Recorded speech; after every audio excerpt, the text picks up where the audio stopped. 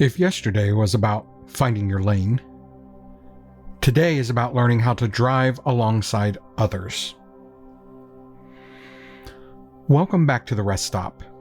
If you're new here, this is your daily pause, your roughly 6-minute reset before the world starts asking for more of you than you have to give. But today, we're not just catching our breath. We're learning how to breathe together. Every culture rises or falls on the way its people communicate. And I don't just mean what we say. I mean the space between what we say. The tone, the timing, the pause, the look, the sigh. That's where trust lives. That's also where it dies. When communication breaks down in a fine arts program, between directors and boosters, between parents and students, between leaders and volunteers, it usually doesn't happen in one big explosion. It happens in the micro moments.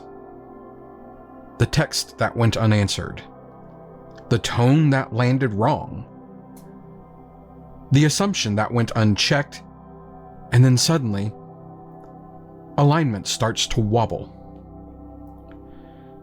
You can have the best mission statement in the world, but if people stop believing that their voice matters, the mission loses its power. Here's the thing. In every conversation, someone's voice carries weight. Maybe it's yours. Maybe it's someone else's. But if your voice carries weight, you have a responsibility.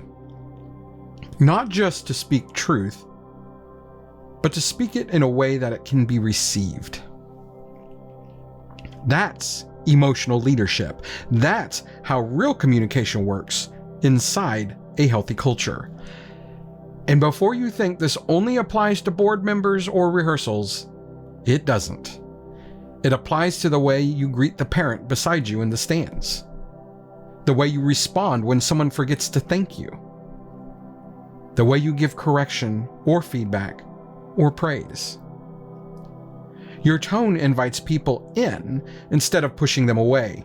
You turn ordinary communication into cultural glue. So here's your rebuild moment for today. Before your next conversation, pause for just 2 seconds.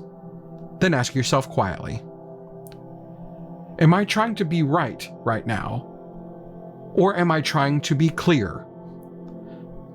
That question alone can change the energy of a room, because clarity heals, while defensiveness divides.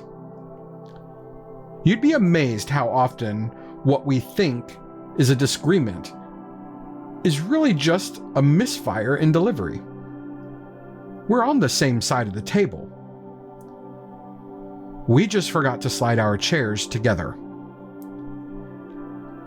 Communication is the practical side of empathy. It's how alignment gets tested in the real world. Yesterday, we talked about knowing your lane.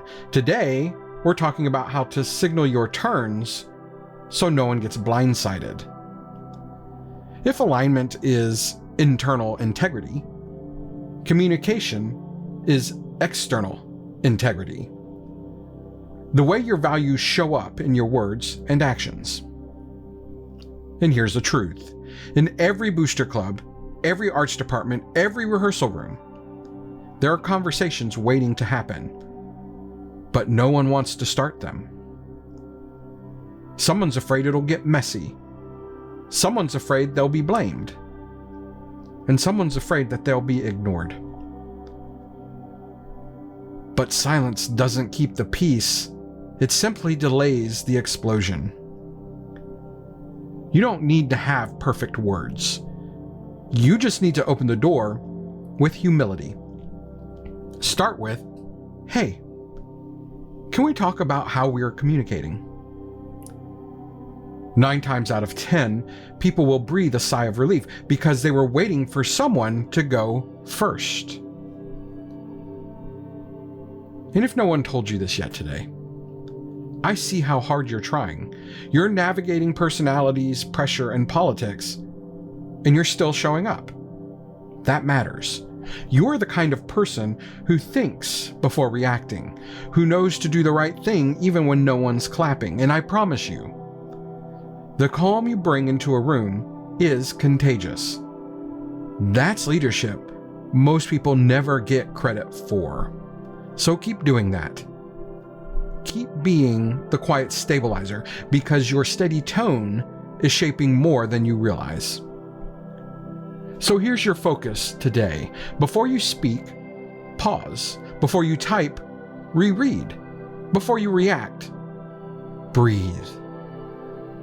That tiny gap between your instinct and your action, that's where culture is built. Because communication isn't just about talking. It's about listening with intent to understand and not to win. Tomorrow, we'll dig into governance. How to create structure that supports the kind of communication that we're talking about today. Because without a framework, even good intentions get lost in the noise. So until then, speak gently, lead calmly, and remember, we're building culture one morning, one conversation, one rest stop at a time.